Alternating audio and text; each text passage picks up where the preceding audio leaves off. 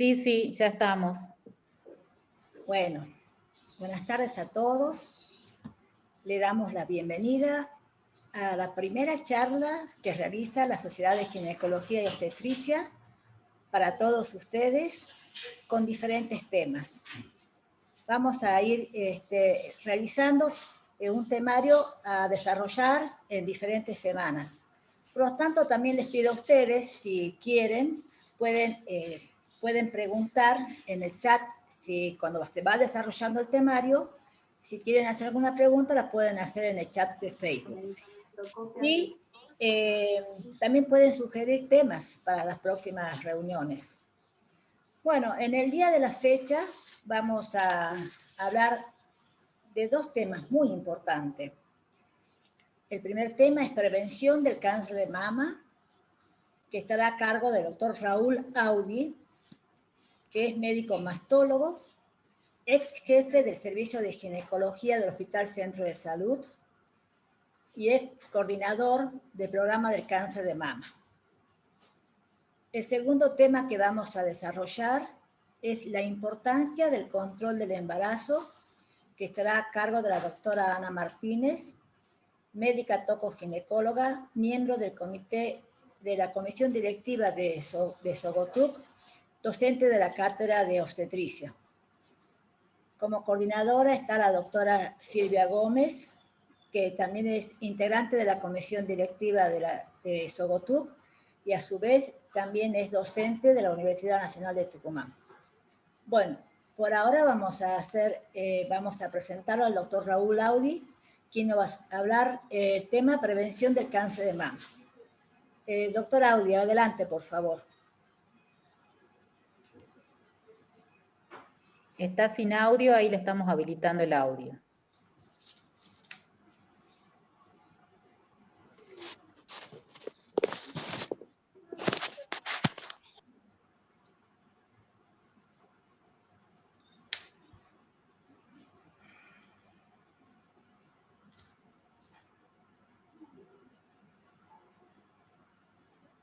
A ver, esperemos a que se habilite el audio.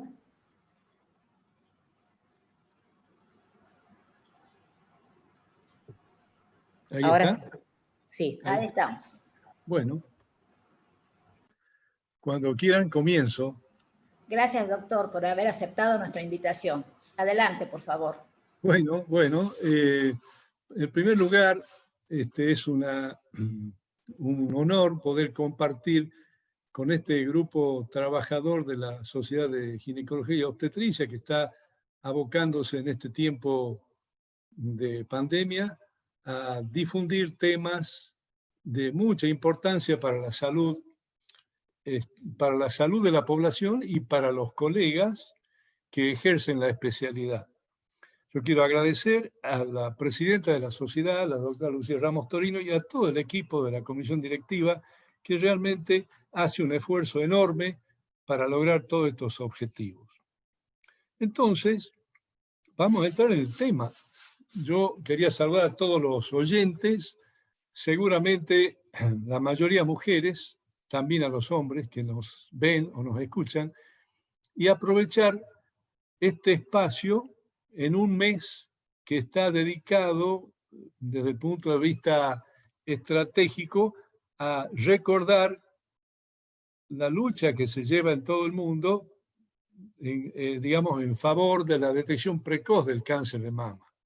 Por eso octubre es el mes del cáncer de mama. Y el 19 de octubre es el día en donde se lo destacó como el Día de la Lucha Mundial contra el Cáncer de Mama. Entonces, no hay mejor manera de avanzar hacia la curación o tratamiento de una enfermedad que la información. Y en esto, ustedes ven la pantalla, ahí en amarillo dice la detección temprana salva vidas. Ese es el objetivo. Doctor, no se está ¿Sí? compartiendo la pantalla. A ver si podemos compartir pantalla. ¿Para que se me vea a mí o la imagen? Para que se vea la imagen. ¿No se ve la imagen? No. A ver.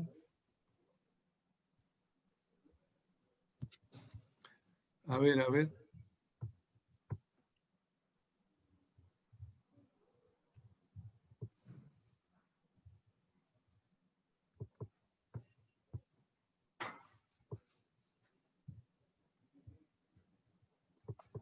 A ver. Compartir la imagen. Compartir imagen. Sí, desde esa opción.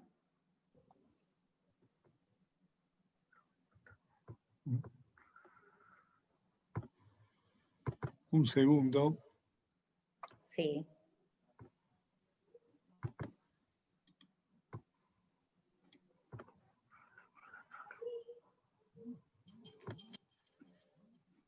Ahí está. Ahí está, compartir pantalla. Ahí está. Ahora sí. Bien. Y habría que poner iniciar presentación. Ahí está. Desde el principio. Ahí estamos. Ahora sí. Bueno, disculpen. ¿Se escuchó lo que dije por lo menos? Bueno, esta frase que está acá en la diapo, que dice la detección temprana salva vidas. Este es, digamos, un mensaje que debe quedar en la población. Entonces, vamos a ver qué preguntas se hacen las mujeres. Yo he seleccionado un grupo de preguntas que habitualmente las pacientes hacen o le preguntan al médico. En primer lugar, ¿qué es el cáncer de mama? Bueno, es una enfermedad que afecta, que nace en las mamas y que se puede difundir por todo el organismo. Y otra pregunta es ¿qué frecuencia tiene? Ya vamos a ir desarrollando este temario, contestando estas preguntas. ¿Cuáles son los síntomas del cáncer de mama? ¿Duele, no duele? ¿Cómo aparece? ¿Me lo toco yo? ¿Me lo diagnostica el médico? ¿Me hago un estudio? Todo eso lo vamos a ver. ¿Qué es el autoexamen de mama? Muchas mujeres habrán visto que se promociona el autoexamen, es decir, la mujer se controla, se revisa los pechos, se observa. Ya vamos a ver qué nos da el autoexamen, qué ventaja nos da. Otra pregunta, ¿a qué edad es más frecuente el cáncer de mama? ¿Es lo mismo una señora menopáusica que una joven en edad reproductiva? Ya veremos, ya veremos. ¿A partir de qué edad me debo controlar? Es otra de las grandes preguntas. También la vamos a contestar después. ¿Es posible el diagnóstico precoz? En eso estamos. Justamente esta charla, si algún motivo que hace más curable la enfermedad de cáncer de mama, es justamente el diagnóstico precoz. Y ahí vamos a llegar con la mamografía. Después, ¿qué es la mamografía? Ya la veremos. ¿Qué son la ecografía y la resonancia magnética? Todos estos son métodos complementarios que lo vamos a usar para el diagnóstico precoz. ¿Qué tratamientos hay? Hoy hay un sinnúmero de tratamientos. A veces solamente cirugía, a veces solamente radioterapia, a veces asociado a tratamientos quimioterápicos, con hormonas, con tratamientos biológicos. Es decir, hay una gama enorme de tratamientos que realmente hacen que se beneficie la paciente con esta patología. Y la otra gran pregunta es que se hace la mujer, ¿cómo será mi calidad de vida? Si me operan el pecho, si me sacan el pecho, o si no me sacan el pecho, o si hago reconstrucción. ¿Qué pasa con mi sexualidad? Todas esas cosas las vamos a ir desarrollando en esta charla. Otra gran pregunta es, ¿y si mi mamá tuvo cáncer de mama, yo lo voy a tener? Es una pregunta que en general las madres tienen miedo por sus hijas y las hijas tienen miedo cuando la madre tuvo o algún familiar cercano. Bueno, ya lo vamos a desarrollar también. Y la otra gran pregunta, ¿es hereditario el cáncer de mama? Bueno, vamos a ver cómo desarrollamos. En primer lugar, veamos qué pasa en la Argentina. En la Argentina se diagnostican 19.000 casos nuevos por año. 19.000. Es la causa, digamos, el cáncer de mama es la causa oncológica más frecuente en la mujer. Fíjense, ahí está, el 32% de los cánceres femeninos son los de mama. O sea que de la torta que ustedes ven, es un tercio prácticamente del cáncer de mama. Y después ven que una de cada 8 mujeres, ahí ven abajo, va a presentar cáncer de mama en su vida, es decir, desde la juventud hasta la senectud, teniendo en cuenta que el promedio de vida está hoy en los 80 años. O sea, una de cada 8 va a tener cáncer de mama. Entonces, nosotros tenemos que tomar conciencia de que debo controlarme desde cierta edad para hacer un diagnóstico temprano. Entonces, tengo la mayor chance de curación. Pero a su vez, si ven ustedes la torta de la derecha, el 90% de tumores menores de 1 centímetro tienen chance de curación. Por eso es que es importante el control, no solo de autoexamen, sino de la realización de una mamografía. Ahora, cuando hablamos de prevención del cáncer de mama, esto hay que tener muy claro. Hay 2 tipos de prevención, la primaria y la secundaria. La primaria es cuando uno hace una vacuna y no tengo la enfermedad. Eso no existe en cáncer de mama y en cáncer en general. No podemos hacer prevención primaria. Hasta hoy no podemos, ya veremos en el futuro. Entonces nos dedicamos, nos dedicamos a la prevención secundaria. ¿Y qué es la prevención secundaria? Es hacer un estudio para hacer un diagnóstico temprano de la enfermedad. Es decir, yo tengo un tumor pequeño, lo diagnostico tempranamente y tengo más chance de curarme que si el tumor fuera grande. Eso es prevención secundaria. Entonces, es muy importante tener claro lo que es prevención en cáncer. Fíjense qué factores de riesgo tenemos nosotros para tener un cáncer de mama. El alcohol es un factor. Bueno, no es el vaso de vino, del almuerzo, la cena, sino el alcohol en exceso. Entonces, ese factor, bueno, lo puedo modificar. El tabaco, si bien es cierto que el tabaco no predispone al cáncer, pero sí se ha visto que en las mujeres fumadoras las respuestas al tratamiento o las complicaciones son mayores que en las no fumadoras. El sedentarismo, la falta de actividad física, favorece el desarrollo del cáncer de mama. Otro tema que está muy de moda es la alimentación saludable, diríamos, la que se recomienda la saludable. Pero si yo estoy con una alimentación poco saludable, es decir, rica en grasas, carnes rojas, frituras, lo que llamamos comida chatarra, además, es un factor, es un grado más de riesgo para el cáncer de mama. Y por supuesto, el sobrepeso y la obesidad también van en favor de desarrollar un cáncer de mama. Se ha visto que la lactancia protege, digamos, la aparición del cáncer de mama. Una lactancia más prolongada es favorable para evitar un cáncer de mama. Todos estos factores son modificables. Es decir, la conducta humana puede modificar todo esto que decimos acá si es que uno toma conciencia de esto. Ahora, veamos los otros factores. ¿Qué otro factor de riesgo para tener cáncer de mama? Ser mujer. Pero ojo, el hombre también puede tener cáncer de mama. Nada más que el hombre es el 1%, es decir, que cada 100 cánceres de mujer hay un hombre que tiene cáncer de mama. Pero nos abocamos a la mayoría, que son las mujeres. O sea, ser mujer es el mayor riesgo. Cumplir años, bueno, a ver, esto es una forma, digamos, alegre de decir cumplir años. Es decir, la edad más frecuente del cáncer de mama está entre la menopausia, la perimenopausia y los 70 años.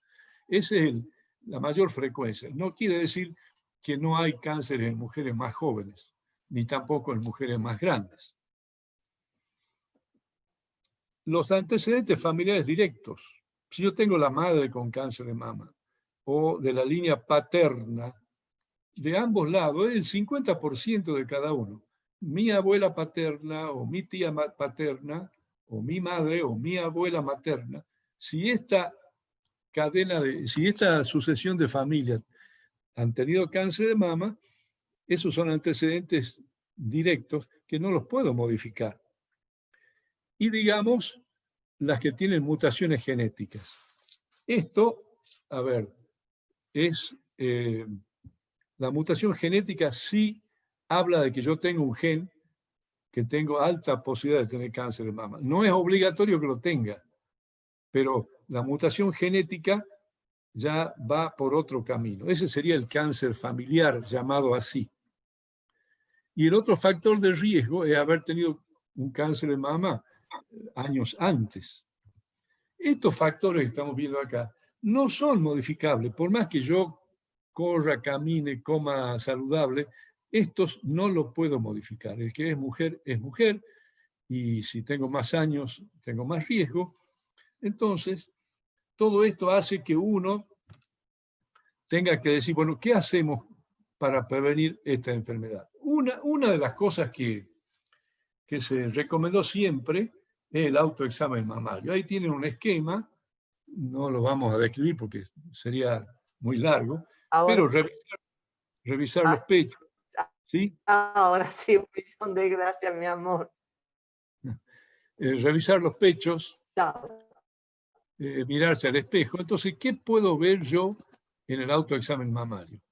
Un bulto o deformidad, o retracción de piel, o retracción de pezón, o derrame sanguinolento por el pezón, o cambios del color en la piel.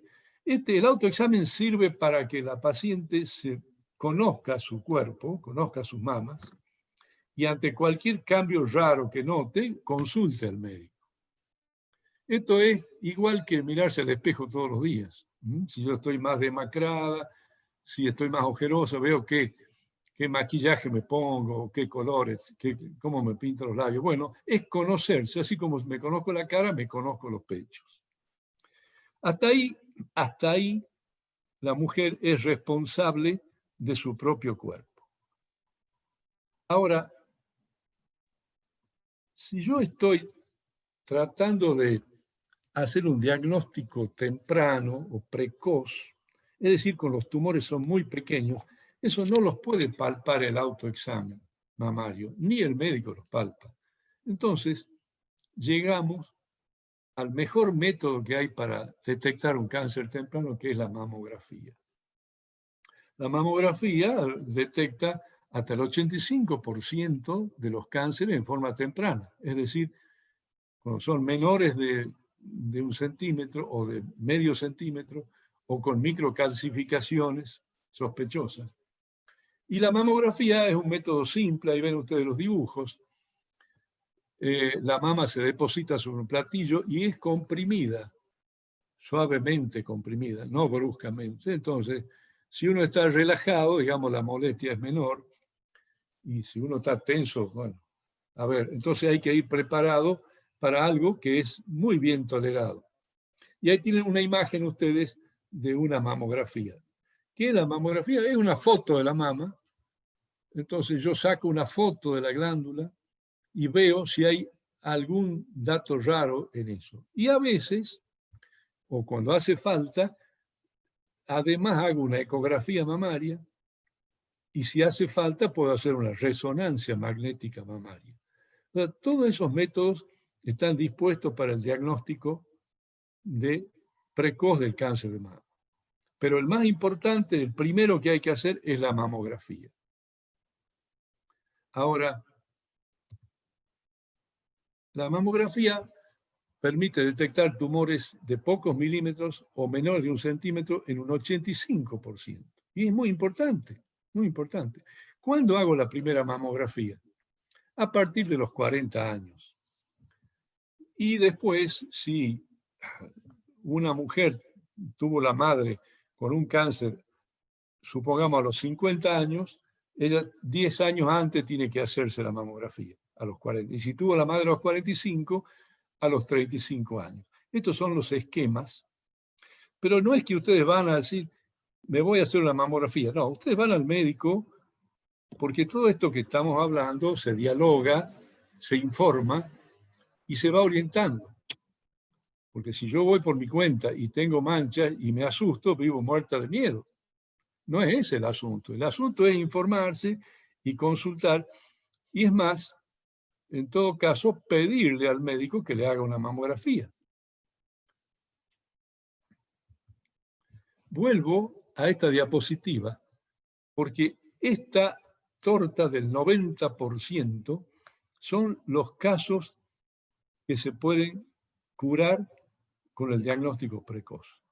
Entonces, ahí está el punto. ¿Cómo se diagnostica precozmente? Con una mamografía. Y si nosotros analizamos este tema, vamos viendo que podemos tener más gente curada. Y por último, después hay varias preguntas que quedan en el digamos, para que hagan los oyentes o los presentes.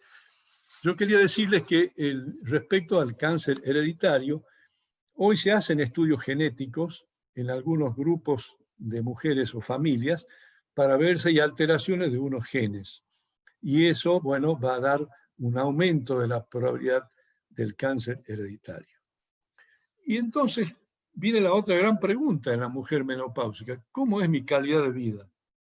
Por un lado, mantengo el esquema corporal y si yo tuve la posibilidad de tener un tumor pequeño y hacer una cirugía conservadora, conservo mis pechos, mi esquema corporal también se mantiene y eso es un bienestar. También existe la posibilidad de hacer reconstrucciones mamarias con prótesis y otras técnicas. Pero eso es importante en el diagnóstico temprano. ¿Y cómo se hace un diagnóstico una vez encontrado el tumor? Lo más simple y lo más rápido es hacer una punción mamaria para sacar tejido y hacer el diagnóstico. Hoy prácticamente no se trata ningún cáncer de mama sin un diagnóstico previo.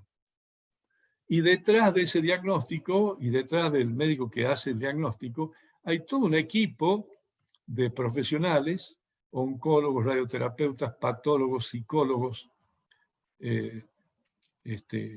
especialistas en climaterio, que van a dar un aporte para mejorar la calidad de vida de esa mujer. Y también influye en la sexualidad, y claro que influye. O sea que son temas que van anexos al diagnóstico. No es el simple diagnóstico y el tratamiento y la curación. Es todo lo demás que rodea a este diagnóstico. Bueno, este es un pequeño análisis que han hecho varias entidades con este tema de la cuarentena. Yo no lo quería dejar pasar por alto, pero es importante, porque fíjense cómo han disminuido las consultas ginecológicas. Esto a nivel, es de Capital Federal, es de Buenos Aires, pero es más o menos la observación de todos los centros y consultorios médicos.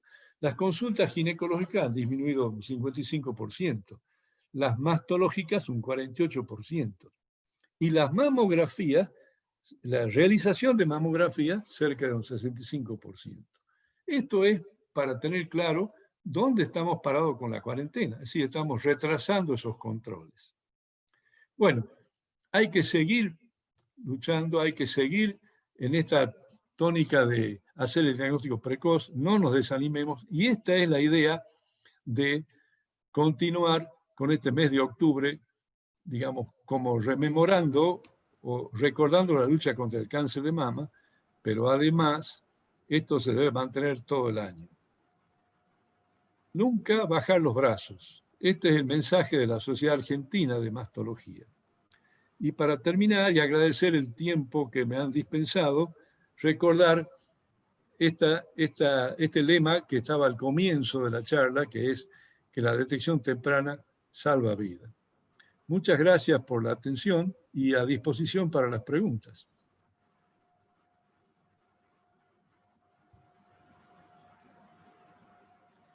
Muy bien, doctor, excelente, muchas gracias, muy clarito. Usted contestó todas las preguntas que íbamos a hacerle. Bueno, yo quería hacer unas preguntitas antes que sigamos. Quería saber, ¿la mujer con prótesis mamaria tiene mayor riesgo de tener cáncer de mama? En absoluto. Ya se demostró que el tener prótesis mamaria no aumenta el riesgo de cáncer de mama. El riesgo de cáncer de mama lo tiene genéticamente el paciente que tiene la mutación, o digamos que en el 85% de los casos es un cáncer esporádico. Eso se puede dar con prótesis o sin prótesis. Así que tranquila con esa situación de colocarse prótesis. Doctor, ¿y cómo se realiza en la paciente que tiene prótesis el control? ¿Cómo se realiza la mamografía? ¿Se puede hacer mamografía? Sí, se puede hacer. Digamos que la prótesis limita un poco tapa un poco el tejido mamario, limita un poco digamos, la transparencia de la mama en un sector. Entonces se completa con ecografía, y si hay dudas o hay una carga familiar importante, se hace una resonancia magnética para estudiar la mama. Así que, digamos, Perfecto. como ya tenemos todo eso en Tucumán, eso es factible, está al alcance de la población. Muy bien, doctor. Y con respecto al embarazo, ¿el embarazo protege, ayuda? ¿Qué pasa con la lactancia? Bueno, el embarazo, a ver, ni mejora ni empeora la evolución de un cáncer de mama. El problema del embarazo es que a veces o generalmente, como la mama está turgente y hay a veces acinos con leche, se confunden con tumores, pero en general lo descubre la misma paciente, la misma mujer descubre. Entonces, ahí se verá, digamos, el embarazo no afecta, lo que puede afectar es el diagnóstico tardío. Entonces es conveniente que la mujer que va a su obstetra le pida que le revise los pechos, y por lo menos una ecografía al inicio del embarazo y otra a mitad del embarazo, y los controles. Pero el embarazo en sí no afecta la evolución del cáncer de mama. Esto es digamos, un concepto que se ha ido superando. Antes se pensaba que era de peor pronóstico, pero en realidad lo que pasa es que generalmente se diagnostica en estadios, en tumores grandes. ¿Y la lactancia, doctor? Y la lactancia, bueno, está discutida la cosa, no hay trabajos de muchos casos, pero la lactancia, después a ver, yo tengo un cáncer de mama, yo puedo empezar el tratamiento médico del cáncer de mama después del 3er mes. Y puedo dar de mamar un tiempo prudencial, siempre y cuando el tratamiento oncológico no afecte o no pase a la leche, depende de las drogas que se usen, pero no empeora el pronóstico de la lactancia. Pero en sí, la lactancia, sí, sin tener el cáncer. No, es protectora, digamos, favorece la defensa o la aparición o el crecimiento de un cáncer, si es que lo tuviera. Se recomienda lactancias prolongadas para evitar esto. Muy bien. Doctor, y si tiene una paciente de 25 años que va a su consultorio y dice, doctor, yo me quiero hacer una mamografía porque me tocó algo, ¿qué le diría? Bueno, a ver, a esa edad, a ver, las mamas son muy densas. La mamografía, digamos, no es lo ideal porque, a ver, no sé qué información me va a dar. A esa edad es preferible hacer una ecografía mamaria, y si hay dudas y otras cosas, bueno, se completará con mamo, con resonancia. Pero en la mujer adolescente o joven que no tenga antecedentes mamarios en la familia, la mamografía no ayuda mucho en ese caso. O sea, preferimos hacer la ecografía y eventualmente ver la evolución que tenga. Es muy importante el interrogatorio de ver antecedentes familiares. Perfecto, doctor. Bueno, vamos a dejar por ahora para las preguntas al final. de la audiencia que nos manden y vamos a pasar al siguiente tema, que vamos a presentar a la doctora Ana Martínez con el tema control del embarazo. Ella es miembro de la comisión directiva de la Sociedad de Ginecología y Obstetricia y docente de la Cátedra de Obstetricia. Doctora buenas Martínez, noches. ¿cómo está? Buenas noches. Buenas noches. Sí, tengo una gran responsabilidad que es dar ahora una charla después de darle al profesor Raúl Audi, a quien le tengo aparte un gran aprecio. Y bueno, por supuesto, gracias por la confianza a la sociedad, a Sogotuk, para poder dar este tema. Bueno, en este caso se planteó hablar de la importancia del control prenatal. Ya vamos a compartir, perdón.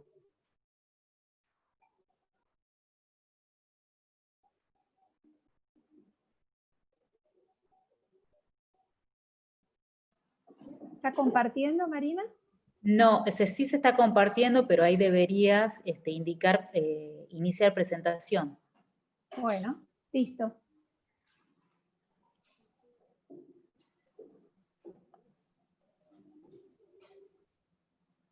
Ahí se va a iniciar.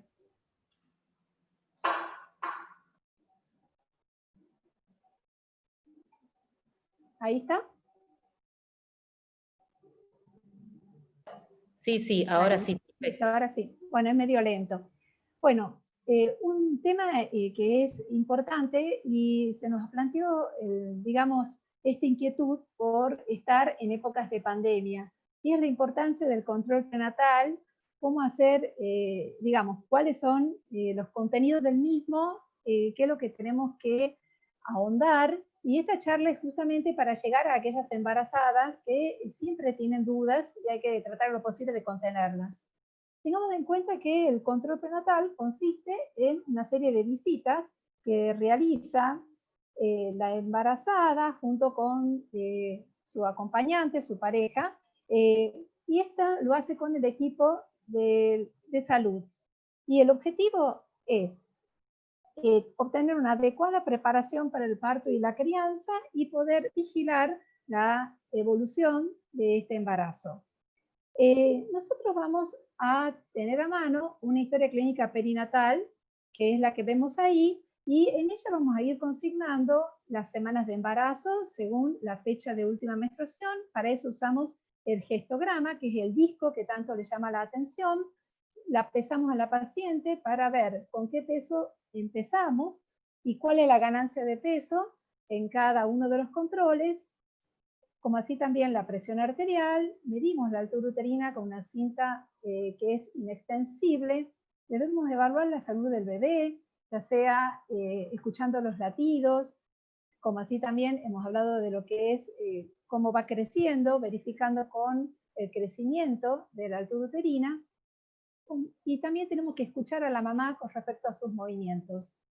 Es importante no dejar de vacunarlas, o sea, debes recibir la vacuna antigripal en cualquier momento del embarazo, y en el 5º mes es la oportunidad para dar una vacuna que es la triple A celular, que va a proteger contra el tétanos y contra la tos convulsa. Esta es una vacuna muy importante para reducir la mortalidad del neonato en los primeros 2 meses por la tos convulsa, antes de recibir su primera vacuna, que a los 2 meses de vida.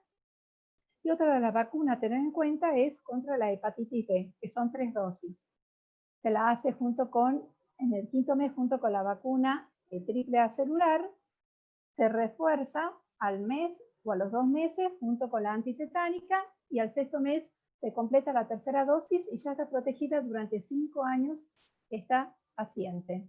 Este es el momento para poder estudiar el cuello uterino y las mamas. Muchas veces esta es la única oportunidad que tenemos contacto con la paciente. No se puede dejar de hacer un Papa Nicolau, una palpación de las mamas. Como así también la paciente debe recibir una atención odontológica. Hoy en día la mayoría de los servicios cuentan con este tipo de noble especialidad que es la odontología, puesto que las infecciones periodontales están asociadas a partos prematuros.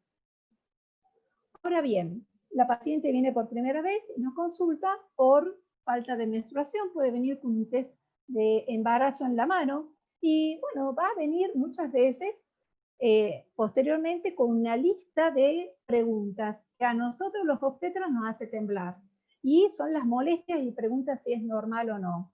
Y tengamos en cuenta que más allá de la falta de menstruación, que es característico, hay otros síntomas que son normales: la tensión mamaria, la retención de líquidos, náuseas, vómitos, cansancio, hay más sueño y más sensibilidad a los olores. ¿Esto por qué es? Porque hay una hormona que es la que va a producir estos cambios, que es la progesterona. Por otro lado, la progesterona va a relajar los vasos sanguíneos, por eso la paciente tiende a ser hipotensa, tiende a sentir esos mareos, como así también relaja el músculo liso del intestino. Y esto va a hacer que tenga un tránsito más lento, lo cual es molesto. Tengamos en cuenta que también puede sentir dolores. A partir de la 8ª semana, la paciente nota en la parte inferior del útero que está más hinchado el abdomen, hay molestias al orinar, y eso es debido a que el útero está aumentando su tamaño. O sea, hay una tensión de los ligamentos. Y por supuesto que, como son dolores de tipo menstrual, la paciente se asusta. En este caso hay que tratar de contenerla siempre y cuando no haya pérdida de sangre y la paciente no esté con una complicación como es un hematoma que esté dando una amenaza de aborto. Es parte de la normalidad. Por supuesto que en el embarazo se presentan mitos, como el de los antojos. Entonces hay que derribar este mito, porque este antojo se da porque hay una mezcla de intolerancia digestiva a ciertos alimentos debido a esa absorción lenta y cambios neuropsicológicos por esta hormona progesterona. Entonces, esto de no satisfacer rápidamente un antojo no va a producir ningún efecto en el bebé. Entonces vamos desterrando uno de los mitos. Y la otra es que la paciente, al sentirse mareada, dice: ay, se me baja el azúcar, inmediatamente se pone cualquier cosa dulce, ya sea una bebida gaseosa o azúcar pura bajo la lengua, y estos mareos son esperables porque hay una disminución de la presión arterial por este efecto de las hormonas. Y entonces, hay que gestionar el hambre. O sea, tenemos que planificar las comidas para no estar comiendo todo el día, a la paciente aconsejarle que la fraccione a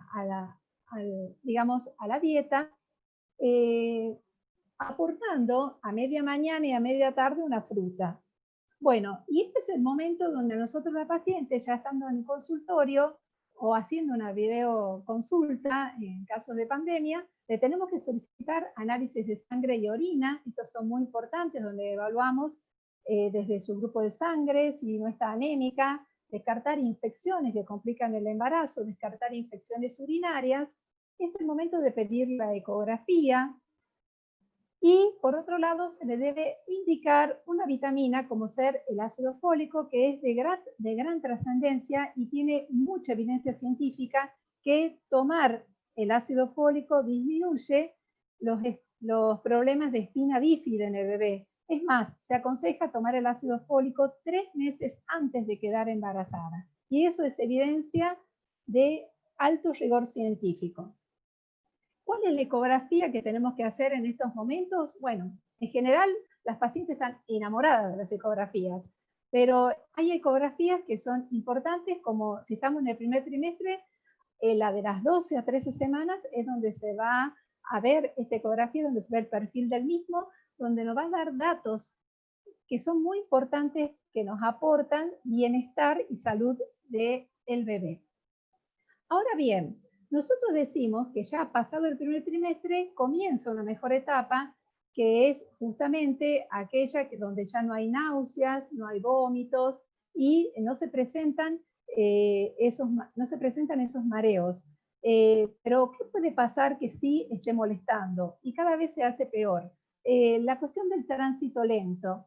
La progesterona no es que sea caprichosa. El tránsito lento a nivel del intestino tiene el objetivo de poder realizar una mayor digestión de los alimentos y poder sacar más provecho de los mismos. Entonces, una cosa que es muy conveniente puede resultar muy molesta para la embarazada. Y para eso es importante saber cómo luchar contra lo mismo. O sea, para evitar, digamos, la constipación, se le debe aconsejar beber más agua, caminar por lo menos 1 hora por día todos los días e ingerir fibras. Tengamos en cuenta que la fibra se encuentra en vegetales y frutas y junto a los cereales ayudan a combatir la constipación.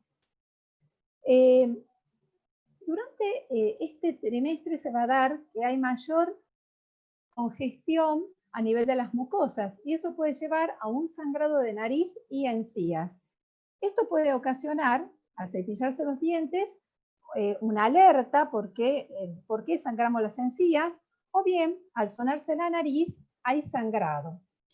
Esto no hay que preocuparse, no hay que correr a una guardia, porque en general lo asocian a que hay un aumento de la presión arterial, entonces no hay que angustiarse en esos casos.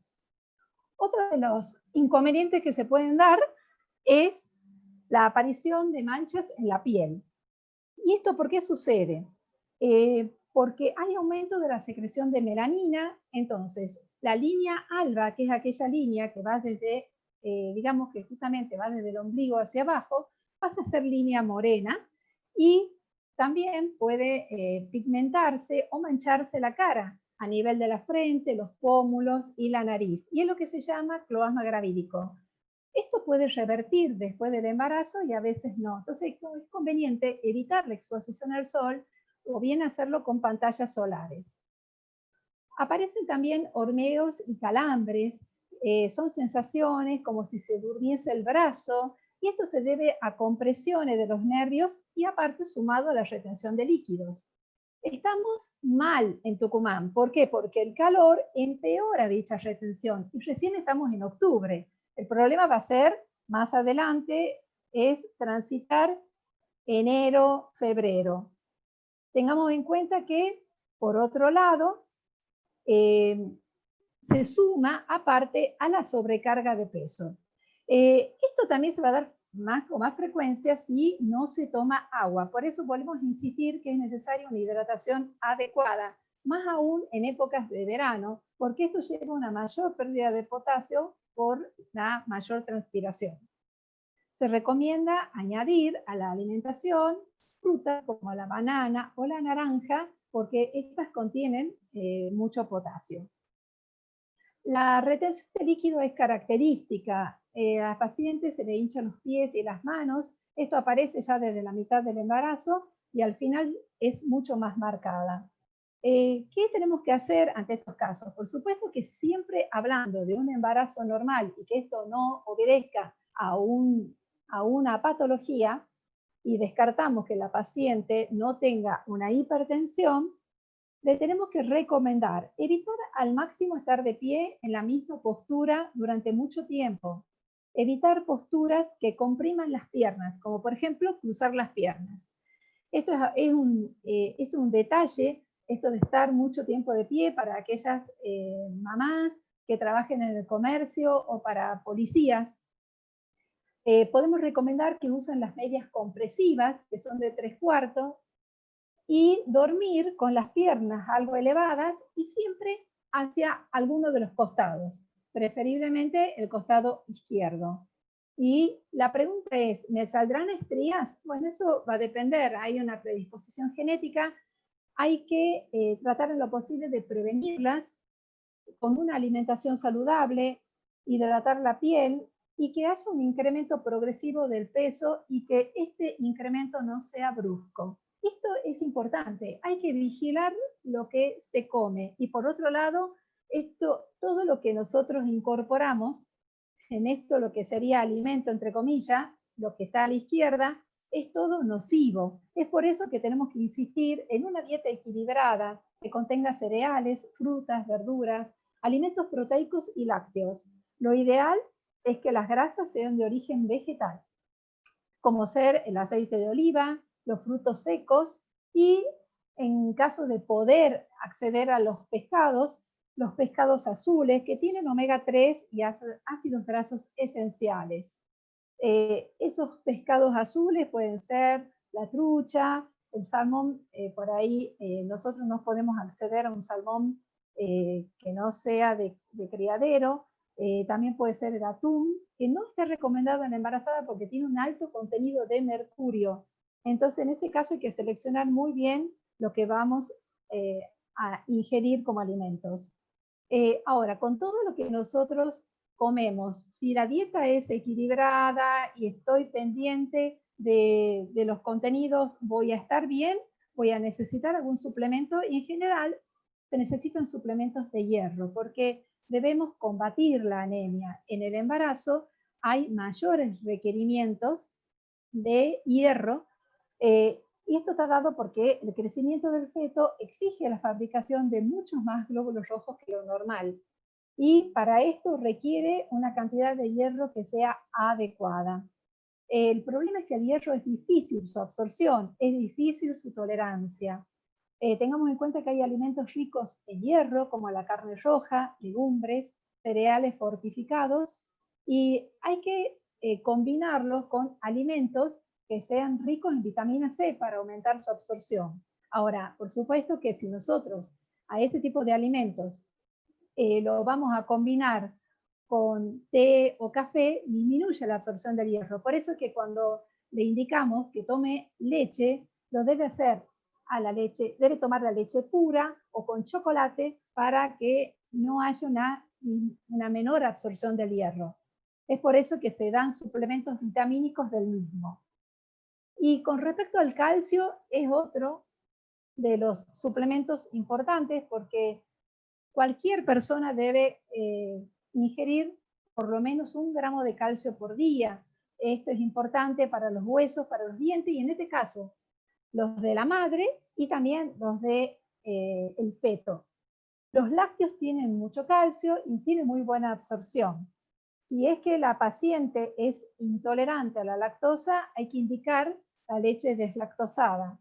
Y hay otras fuentes de calcio, como la leche de avena, el tofu, el brócoli, las coles de Bruselas, legumbres, verduras de hojas verdes, las sardinas o almendras. Bien, pero vamos a recalcar que tenemos que evitar, como también recién hablaba el doctor, que también es malo para todos, consumir alcohol. Hemos dicho que no consumir café o refrescos con cafeína. Hay alimentos que son potencialmente transmisores de enfermedades, como ser toxoplasmosis, la listeriosis, pueden lamentablemente ayudar a que nos contagiemos de salmonela, como la leche y queso sin pasteurizar, los huevos crudos, las carnes mal cocidas, mariscos crudos, chorizo y embutidos. Por lo tanto, eso no se lo debe ingerir. Bebidas gaseosas, alimentos fritos y los alimentos en conserva. Ahora bien, ¿y esto por qué es tan importante insistir con algo que ustedes me dicen, pero bueno, está ahondando tanto en lo que es la alimentación y los tóxicos? Porque lo más conveniente es que el bebé viva en el mejor ambiente posible. Tengamos en cuenta que el bebé ya viene con todo su código genético y es importante que estos genes hagan su trabajo tal cual estaban programados. Y cuando este código genético está bajo el efecto de un ambiente exterior, que es todo lo que la madre le da desde afuera y dentro del útero, es lo que se llama lo que es la epigenética, ¿sí? Es lo que recibe desde afuera y esto puede llevar a modificaciones. Tengamos en cuenta que por la misma razón que existe esta gran susceptibilidad a los cambios, también hay oportunidades para revertirlo. Y es que muchas veces hay mamás que se preocupan porque están durante el embarazo con alguna complicación y piensan en su bebé, de que está en ambiente hostil y afortunadamente es muy plástico. Así como el bebé se acomoda a esa situación de estrés, tenemos una gran oportunidad, que es lo que se llama ventana de oportunidad, al producirse el nacimiento y en esos primeros 2 años se da ese gran trabajo para revertir esos cambios adaptativos del feto. Tenemos que garantizar el mejor ambiente intrauterino con la adecuada alimentación, evitar los tóxicos y conseguir un estado de ánimo sereno y feliz. ¿Y cómo podemos hacer para poder llegar a eso? La actividad física es muy importante. Hay veces que vienen y me dicen, ¿puedo seguir realizando tal actividad física? Y son ejercicios de alto impacto y no es recomendable. Caminar siempre es aconsejable. Se deben realizar prácticas de relajación muscular, desarrollar y fortalecer la musculatura que intervendrá en el parto, y tengamos en cuenta que esto también va a aumentar la elasticidad. Estamos en épocas de pileta. ¿Se puede o no ir a la pileta? Es decir, sí se puede, hay que entrar de a poco, igual si se va al mar, evitar estos cambios bruscos de temperatura. ¿Por qué? Porque justamente podemos estar expuestos al sol, ir y pasar a la pileta o al mar que tiene una temperatura muy fría, no es bueno, justamente por esto de que nuestro cuerpo está en vasodilatación, o sea, tiende a estar en esta situación de que es muy susceptible a estos cambios bruscos de temperatura. Por supuesto que no están aconsejados ni saunas ni duchas que sean de contraste de agua fría y calor. Sí vamos a recomendar la natación, yoga y pilates. Y acá, como les pongo abajo, es importante sentirse bien. Y estamos en épocas donde nos bombardea información por todos lados, no solamente en la televisión. Lamentablemente hoy somos presos de Internet.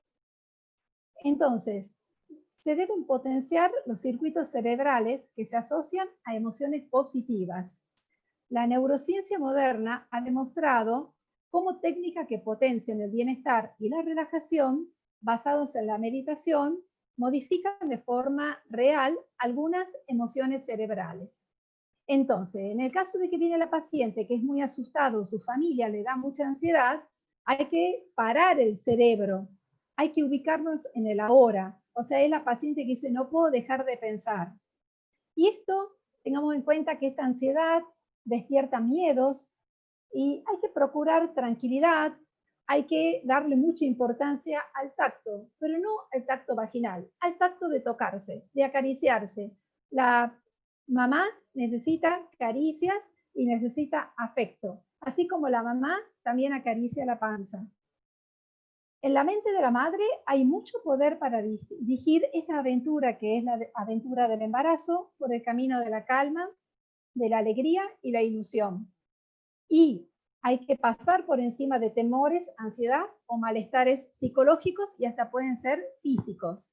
Por ejemplo, hay mamás que tienen que someterse a tratamientos como pincharse la panza todos los días.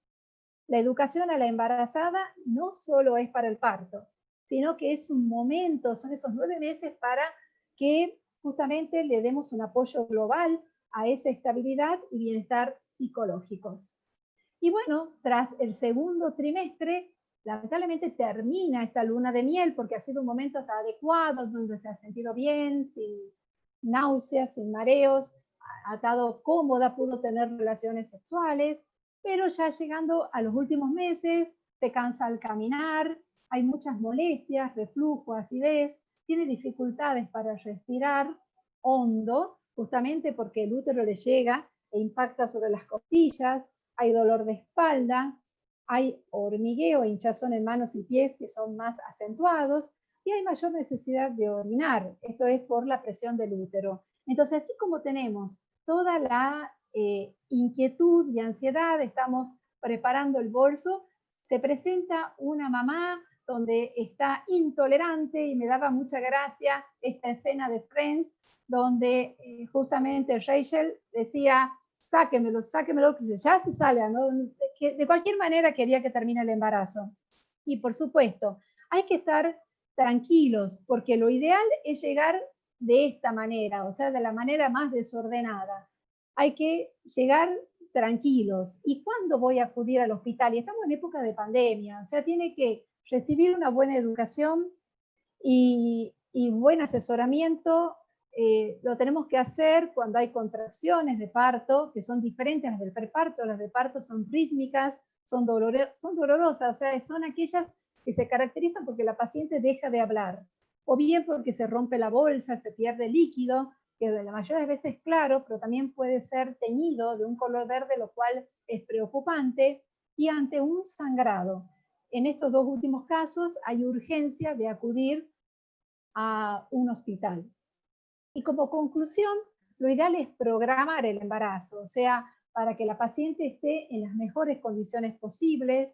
Toda embarazada debe tomar hierro y ácido fólico. La interacción médico-paciente es un elemento esencial del control prenatal y se debe informar dónde ir, a quién consultar ante urgencias, para dar mayor contención y seguridad, especialmente en épocas de pandemia. Muy bien, dejo de compartir porque hasta acá hemos llegado. Perfecto, Anita. Excelente, excelente tu exposición. Bueno, antes de pasar a Silvia, vamos a hacerte unas preguntitas. Y después Silvia hará las preguntas del público. También quiero comunicarles a las personas que nos están viendo que en la página de Sobotuc ustedes van a tener el listado de los médicos tocoginecólogos socios de la sociedad. Haciendo un simple clic los podrán ver. Y también, si pueden, denle like a la página. Bueno, vamos a hacerte unas preguntitas, Anita. Hay unas cosas que a veces la paciente pregunta y no sabe si está bien o no el tema de tener relaciones sexuales durante el embarazo. ¿Se puede tener y hasta qué momento? ¿Y qué pasa si llega a tener pérdidas? Habíamos dicho que, bueno, obviamente el embarazo no es igual a enfermedad, o sea que se pueden tener relaciones y no va a producir ningún daño al bebé. Por supuesto que hay situaciones donde se puede producir un pequeño sangrado por la misma congestión de la que hablábamos antes, así como puede sangrar la nariz, las encías. Después de las relaciones puede sangrar el cuello. Bueno, obviamente la paciente se asusta, puede deberse a esa congestión, pero hay casos donde está, digamos, es decir, están prohibidas las relaciones, ya sea porque tenemos una amenaza de aborto, o sea, en los primeros tiempos, donde puede haber un pequeño desprendimiento de la placenta y corre riesgo de producirse el aborto, como así también en la amenaza de un parto prematuro y cuando hay una ruptura de las membranas. Pero a la medida que la paciente se sienta bien y con las posiciones adecuadas, siempre y cuando ella esté cómoda, no hay inconveniente. Muy bien. Con respecto al bienestar fetal, ¿cómo hace la paciente para controlar los movimientos? ¿Desde qué edad gestacional empieza a controlar los movimientos la mamá? Ya desde el 5º mes, la mamá ya percibe los movimientos del feto, del bebé. Ahora bien, es importante escuchar a la mamá, porque ella es la que más sabe cómo se mueve su bebé. Por eso cuando a nosotros nos dice, mi bebé se mueve menos, hay que escucharla, hay que alertarnos. Y a partir ya de las 30 semanas, empezamos a aconsejar que controle, digamos, cuántas veces por día se mueve. Para ello, después de cada comida, o sea, después del desayuno, almuerzo, merienda y cena, que se recueste durante 30 minutos hacia el lado izquierdo y que controle el número de movimientos y las características de los mismos.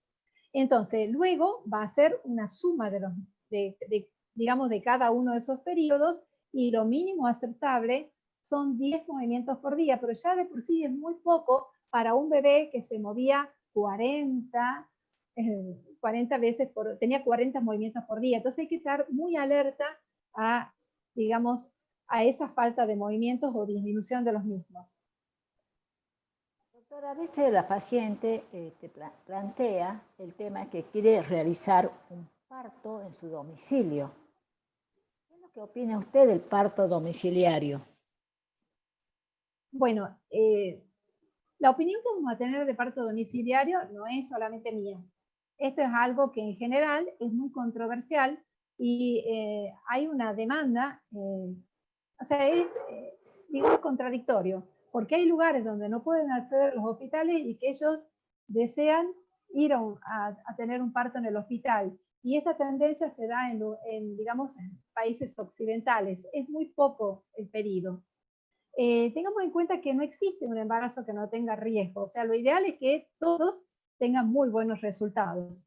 Pero va a haber mucho riesgo por ahí para el bebé si este no es asistido con las condiciones obstétricas y neonatales esenciales. Y tengamos en cuenta que hoy nosotros contamos con maternidades que están centradas en la familia y que cuentan con estas condiciones para que no haya malos resultados ni para el bebé ni para la mamá. Por lo tanto, es poco, no se puede garantizar la seguridad, ¿sí? O sea, hay gente que enarbola esta bandera y yo justamente lo había consultado con el libro del doctor Gratacós, que es del Clínic de Barcelona, y yo quiero justamente compartir de su libro que se llama 9 meses desde adentro, un hermoso ejemplar, lo que él dice acá. Es decir, justamente debemos justamente ver al hospital como un cinturón de seguridad, como un casco, en el caso de usar la moto. ¿Sí? No hay que renunciar a la seguridad. No lo querríamos necesitar nunca, pero preferimos que estén siempre por si acaso. Respetando siempre las decisiones de las personas, nuestro objetivo como sistema sanitario debería ser conseguir hospitales que se parezcan cada vez más a una casa, porque es imposible conseguir que una casa sea un hospital. O sea, si nosotros le podemos garantizar a la paciente que tiene la mejor manera de llegar a un centro donde se le va a dar las mejores soluciones ante una urgencia, puede ser válido, puede ser, podría ser, pero no es seguro. Entonces siempre tenemos que ir hacia la seguridad, los mejores resultados, y lo más seguro son hoy los hospitales. Anita, la verdad es que asusta un poco el parto domiciliario, porque el parto nunca deja de ser de riesgo, por más de bajo riesgo que uno crea. Y en un segundo se puede complicar. Por eso es importante el trabajo en el equipo. Bueno, ahora vamos a pasar a la doctora Silvia Gómez, que también... Hoy. Silvita sí, Gómez. Es entendible, hoy la gente por ahí tiene miedo con la pandemia de ir a tener su parto, entonces puede ser una pregunta que se pueden plantear. Y bueno, nosotros también tenemos que responder con la verdad, porque yo he visto una vez en un canal de tipo Discovery Channel las condiciones, ¿no? O sea, las condiciones son diferentes, o sea, el parto en el domicilio, donde llenaban una pileta grande como del jacuzzi con agua, y tienen una comadrona o una partera particular, pero aparte está presente la partera del hospital y el móvil afuera.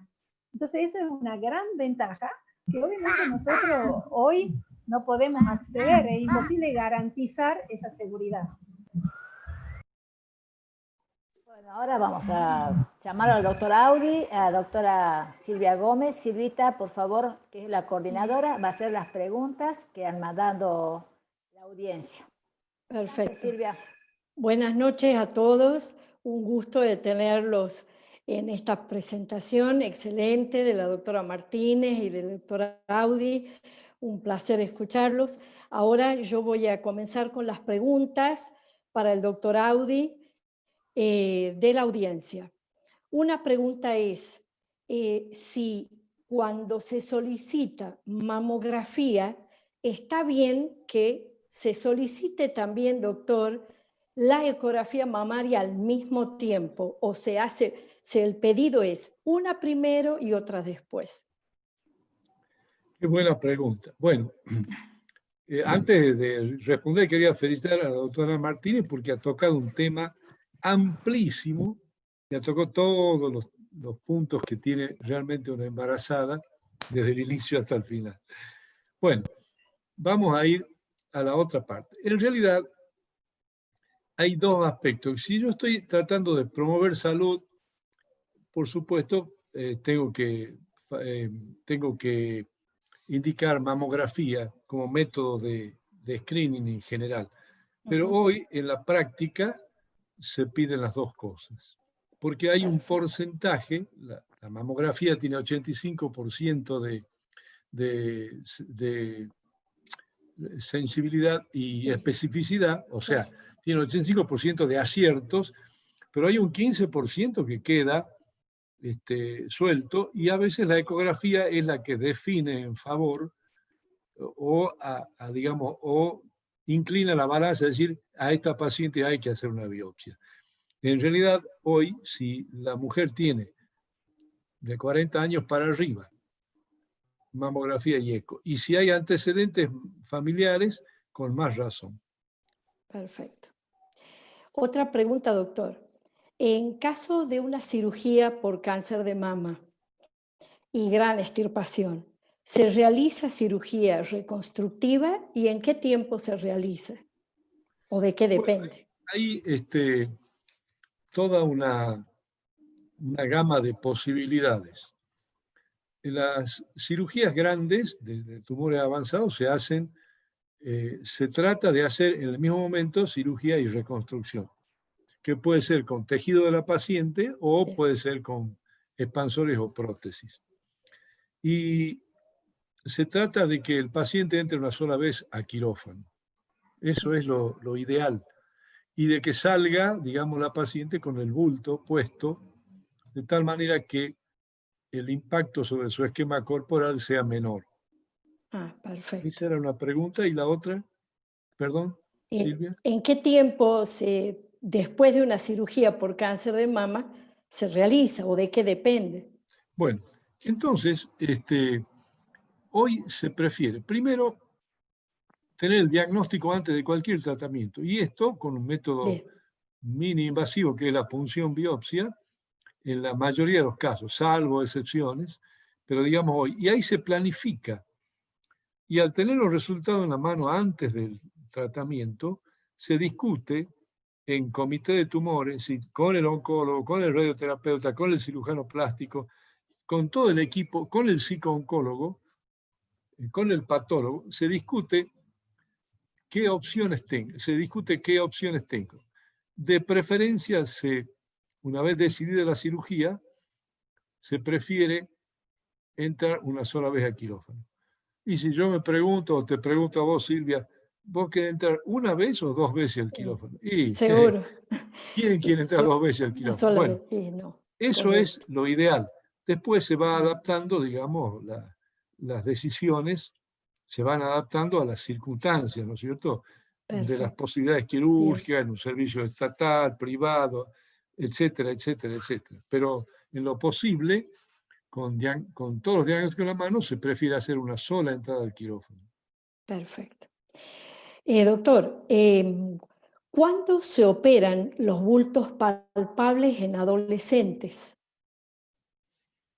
Bueno, qué pregunta. Y es de todos los días. En general, son las mamás las que van preocupadas por la hija que tiene el bulto. Exactamente. Bueno, entonces es muy común que haya fibroadenomas en las mujeres jóvenes, las chicas jóvenes, adolescentes.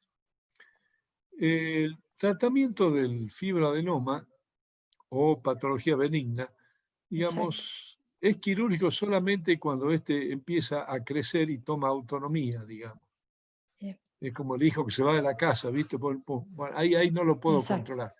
Porque muchos nódulos desaparecen en el periodo, digamos, de la edad reproductiva. Otros persisten hasta los 80 años sin hacer cambio. O sea que no todos los nódulos son quirúrgicos. Si hay un crecimiento anormal o si hay alguna imagen ecográfica que ponga en duda alguna cosa, bueno, ahí se indica. Hoy también, en algunos casos muy puntuales, se puede hacer una punción biopsia, pero no en la adolescente, eso ya en la mujer mayor, para certificar de que es benigno. ¿Está contestada la pregunta o está complicada? No, está bien. Yo quisiera agregar algo. En el caso de una paciente de 28, 29 años que está siendo controlada cada 6 meses por un fibroadenoma, digamos, al menos de diagnóstico en un principio, ¿cuánto tiempo se controla y se puede quedar tranquila la paciente según la pregunta hecha, o se sugiere directamente punción para un diagnóstico más Bueno, seguro, digamos. esto es un equilibrio, digamos, entre... A ver, hoy la decisión la toma el médico en conjunto con la paciente, de acuerdo con la paciente. Entonces, si el nódulo le traumatiza y está nerviosa, a ver, lo terminamos sacando. ¿Por qué? Porque le martiriza. Pero Perfecto. cuidado, yo saco un nódulo hoy, de aquí a 2 años aparece otro, la vuelvo a operar, aparece otro. Ay, tampoco es así. O sea que yo agoto los medios de diagnóstico, eco, mamo, quizá resonancia o quizá punción, y ahí decido. ¿Está? No hay, porque, a ver, no todo lo que uno ve es maligno. La mayoría de las patologías son benignas. Lo que pasa es que nos abocamos a la patología maligna para evitar que se nos escape, digamos, un diagnóstico, una sospecha de diagnóstico, se nos escape un cáncer. Esto sería, digamos, la esencia de la medicina. Pero de ahí la operación es de acuerdo a cómo. Porque hay mujeres de 60 años que lo tienen al nódulo desde los 15. Y bueno, esa no es indicación quirúrgica. No sé si está claro. No, está bien, está perfecto. Pero hay que analizarlo con... A ver, no nos olvidemos que la mujer, o cualquier, es una persona, una unidad biopsicosocial, todo esto se describe. Entonces, ¿cómo vivo yo esto? Los miedos que tenga. Entonces, no tratamos el miedo con una cirugía. Tratamos lo que realmente se debe tratar. Bueno, y ahí está el juego digamos, el diálogo y la madurez con que la paciente vaya tomando estas decisiones. Perfecto. Doctor, una pregunta y lo dejo descansar para preguntarle a la doctora Martínez. Tranquila. Estoy para eso. En el caso de prótesis mamaria, una paciente que tiene prótesis mamaria, ¿se solicita directamente por técnica particular la mamografía o directamente se prefiere una resonancia magnética? A ver, depende. Sí, lo ideal en la paciente con prótesis es resonancia magnética. Pero no se olviden que la resonancia magnética va con contraste. Ajá, bien. Y es un método que en algunos casos hay cierta claustrofobia. Es un método que tiene que estar casi 40 minutos acostada la mujer, etcétera, etcétera. Si hay factores de riesgo, no hay duda. Pero en realidad se hacen las 3 cosas: mamo, eco y resonancia. ¿Por qué? Porque a veces la mamografía me da imágenes o a veces la eco me da imágenes. Y bueno, ningún método tiene el 100% de especificidad y de sensibilidad. O sea que, a ver, de rutina, mamo y eco. Y en los casos especiales, con antecedentes o con imágenes dudosas, la resonancia magnética. ¿Está bien? Muy bien. Sí, perfecto. Bueno. Gracias, doctor. Doctora Martínez, una pregunta.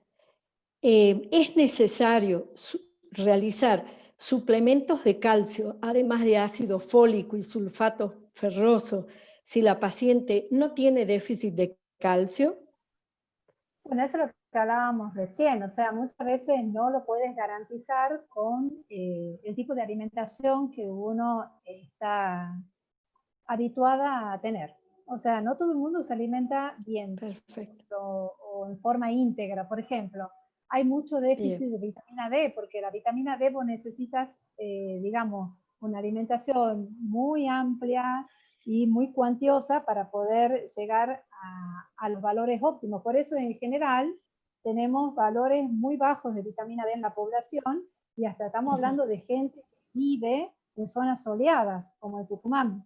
Ustedes hoy hacen un dosaje de vitamina D y mucha gente la tiene baja porque utilizamos muchas pantallas o no nos exponemos al sol. Entonces hay suplementos que justamente vienen en composiciones o compuestos, ya sean en cápsulas, y que tienen que, bueno, se nos indica, todo va a depender de la tolerancia y también de tomarlos alejados de las comidas. Si la paciente está anémica, lo ideal es darle un hierro aparte, porque las Perfecto. sales de hierro tienen mejor absorción cuando están solas y no con los compuestos multivitamínicos.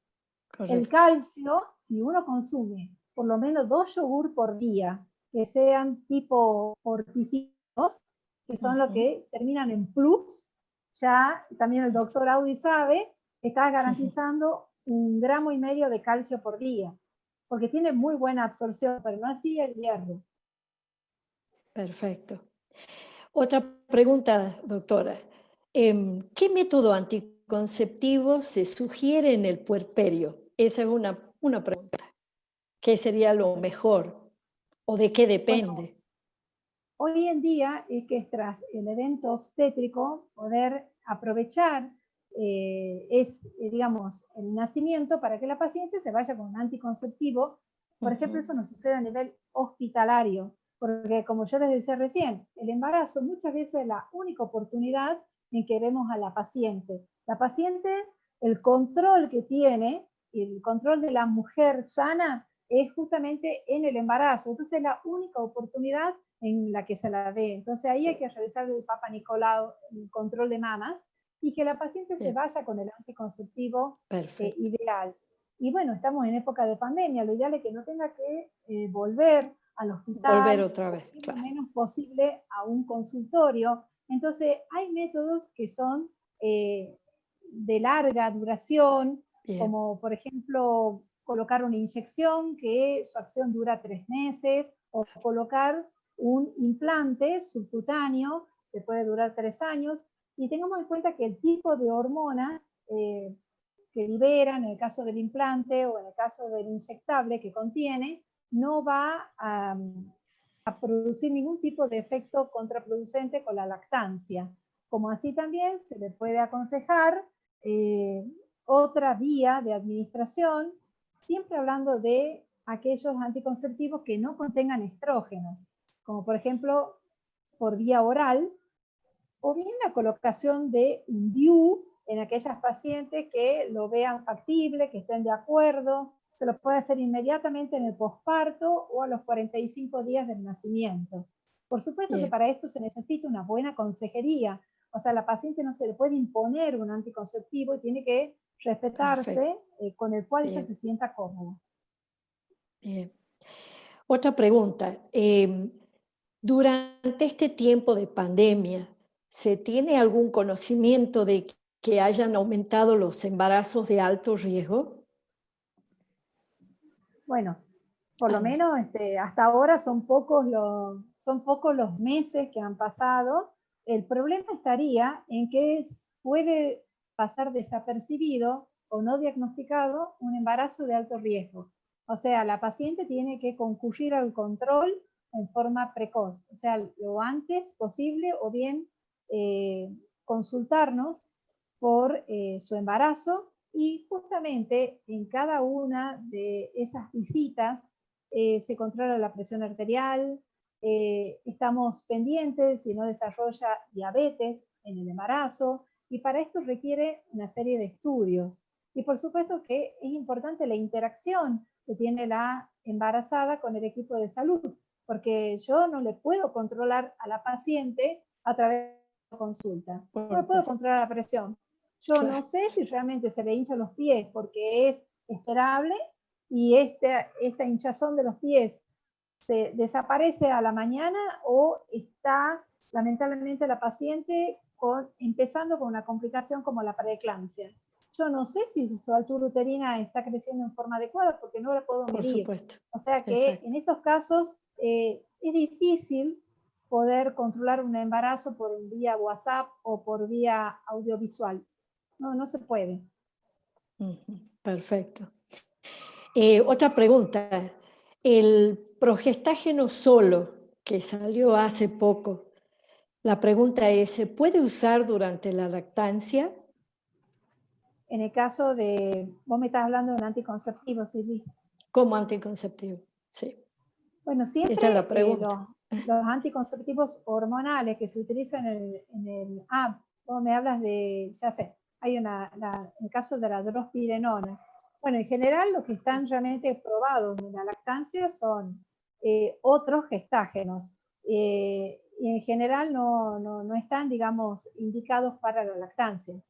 Siempre nos vamos a quedar con aquellos que tradicionalmente nosotros tenemos, nuestro de botiquín del programa de salud sexual y reproductiva a nivel nacional, contamos con productos y le garantizamos esa necesidad a las familias, ¿no? Porque no son pacientes, es una familia que está requiriendo un método.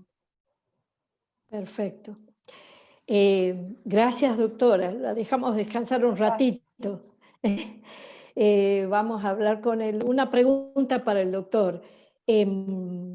Las pacientes obesas para el estudio de la mama, ¿sigue siendo útil hacer ecografía y mamografía o se prefiere otro método?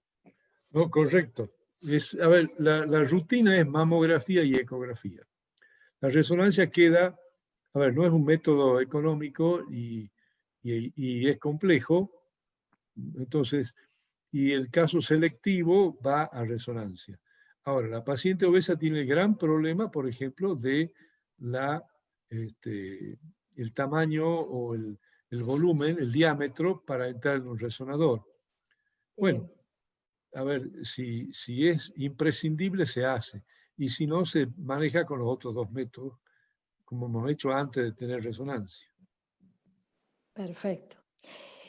Otra pregunta que también estuvieron haciendo es relacionada con síntomas que puedan no surgir en el autoexamen y que por ser autoexamen no se le preste atención. ¿Qué se debería hacer en este caso? O sea, ¿qué es lo ideal en la mujer en el control de mama? Qué bien la pregunta, porque el autoexamen viene de hace muchísimos años. Yo me acuerdo cuando trabajábamos en el programa de mama de la provincia, el diagnóstico no era temprano, porque el autoexamen no da diagnóstico precoz. Claro. Pero no había mamógrafos. Después hubieron 2 mamógrafos en los hospitales y había en la ciudad capital, etcétera, etcétera. Bueno, el autoexamen ha quedado como una, digamos, como una educación para la salud. Exacto. Porque, por ejemplo, sí es útil cuando hay algo inflamatorio en la mama, que puede ser una infección o puede ser un tumor inflamatorio. Eso lo diagnostica la paciente. O cuando hay un derrame sanguinolento por pezón, que no sale en una mamografía a veces. Entonces, sí sirve el autoexamen para, digamos, gatillar o despertar la consulta médica para que la mujer vaya al médico y le haga la mamografía. Ese es el valor del autoexamen. Pero bueno, todavía tenemos gente que no se toca los pechos, que no se mira en el espejo. Generalmente son mujeres mayores por los hábitos que había antes, ¿no es cierto? Entonces llegan con tumores avanzados. O sea que sí es importante el autoexamen. No para el diagnóstico precoz, pero sí para la educación de la población. Vendría a ser, a ver, me controlo la presión arterial, por ejemplo, ¿no es cierto? Me controlo la glucemia, por ejemplo. Bueno, sí es una parte más del cuerpo que hay que tenerla en cuenta. Perfecto. ¿Se entiende la respuesta, Silvia? Sí, sí, no, está perfecto. Doctor, una última pregunta. Con respecto al cáncer de mama en el varón, que usted lo mencionó, la pregunta sería, ¿en qué casos o ante qué circunstancias llame la atención al varón debe hacer la consulta? Porque digamos que la consulta es un poco compleja. A veces ocurre, claro, que llega a la ginecóloga una consulta de un varón. Pero bueno, ¿en qué caso le debería llamar la atención? Exactamente. Bueno, esta charla está, digamos, destinada a las mujeres porque son el 99% de los casos. O sea que cada 99 cánceres de mama hay un cáncer en varón. Y existe y lo vemos.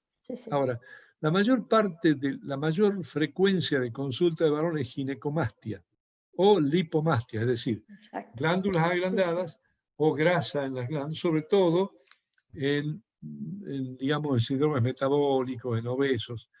Exacto. Pero cuando el hombre, tampoco le podemos hacer mamografía al hombre, a ver, de rutina, como para él diagnosticar uno cada 100. Estaríamos enloquecidos ahí.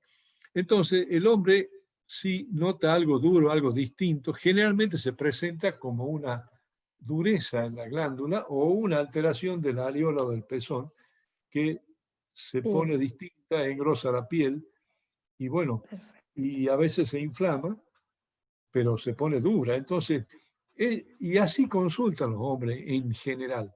En general, cuando hay algo, una dureza en la tetilla, el hombre va al médico. Perfecto.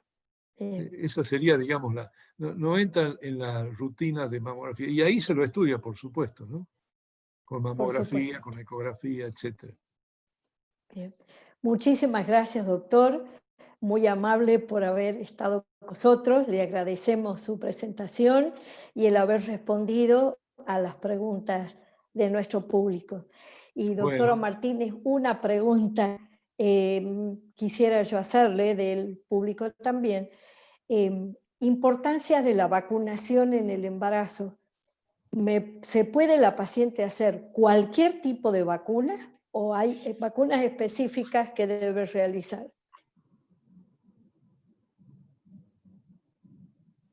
Ahora sí, la paciente se debe vacunar, pero por supuesto no con todas. O sea, si se tiene que vacunar contra la fiebre amarilla no puede. Y hay vacunas que tiene que recibir antes de quedarse embarazada. Nosotros ya hace muchos años, la mayoría de las mujeres en edad fértil hemos recibido la vacuna contra la rubéola. Y años después se hizo la campaña extendiéndose a todos los varones para que no haya ni rubéola ni tampoco, también para no haya tampoco sarampión y tampoco los hombres la fiebre urliana o paperas. Entonces, en ese caso son vacunas que se las debe hacer antes. Durante el embarazo, la antigripal en cualquier momento, y tenemos que respetar el esquema de vacunación que lo da el ministerio, que había dicho yo ya con anterioridad, que se le da la triple A celular en el 5º mes, junto con la primera dosis de la hepatitis B. Luego, al mes siguiente o a los 2 meses, le hacemos la segunda dosis de la hepatitis B. Siempre lo ideal es respetar esos 30 días, no menos, porque la respuesta inmunológica no va a ser adecuada. Junto con esa, la segunda dosis de la vacuna antitetánica en caso de que no haya tenido un esquema completo. Y al 6º mes se hace la tercera dosis de la vacuna de la hepatitis B. Y así ya nos va a dejar cubierto durante 5 años. Ten en cuenta que la hepatitis B es una enfermedad que no solamente se transmite porque yo, personal de salud, me pincho, me pincho con una aguja que ha estado en la sangre, en la vena de un paciente que tiene hepatitis B, sino también es una enfermedad de transmisión sexual, o bien cuando uno va al odontólogo también es otro de los riesgos, o al recibir transfusiones. Entonces es importante, durante el embarazo, esa vacunación disminuye mucho la transmisión vertical, ese pasaje de la hepatitis B desde la mamá al neonato. Entonces, en el momento del nacimiento, si tenemos ese dato de que la mamá es serología positiva, el bebé tiene que recibir la vacuna de la hepatitis B aparte de la gamma globulina para disminuir, digamos, que se infecte por una hepatitis B. Es muy importante poder estudiarlo a la paciente y prevenir estas enfermedades. Por supuesto. Perfecto. Bueno, doctora Martínez, muchísimas gracias a los ambos disertantes y doctora Ramos, la dejo con el auditorio. Excelente, doctora Martínez, doctor Raúl Audi y Silvia por la coordinación. Le agradecemos a todos las presencias de esta noche, excelentes temas que fueron desarrollados. A toda la audiencia que nos acompañó, también quiero decirle de que el próximo 4 de noviembre vamos a seguir con otros temas a la comunidad, como prevención del cáncer de cuello, que también es un tema muy importante. Y otro tema que va a ser medio controversial, que es parto o cesárea. En el primer caso, la doctora Charubi, en el segundo caso, la doctora Fufa Amenábar. Así que quedan todos invitados. Muchas gracias, Raúl. No sé si quieres decir algo más. Anita. Bueno, ya felicitar a la comisión directiva por el esfuerzo y por la dedicación que ponen en esto, que realmente cumple la sociedad científica un doble propósito, desde el punto de vista científico para los colegas y desde el punto de vista de la población, esta información que les llega directamente de sus prestadores, porque somos parte de la sociedad a la que estamos atendiendo en distintas especialidades. Esto es lo mejor que le podría pasar a Tucumán. Felicitaciones a todos. Muchísimas gracias, igual. Muchísimas gracias, doctora, a ustedes, doctora Martínez. Bueno, gracias por la confianza a la comisión y bueno, haber sido parte de esta prueba piloto, haber sido parte del experimento, así que muchísimas gracias. Gracias, Marina, por la plataforma. Muy amable, y a Sogotuk por estar presente. Nos vemos. Muchísimas gracias, buenas noches. Gracias. Buenas noches. Buenas noches.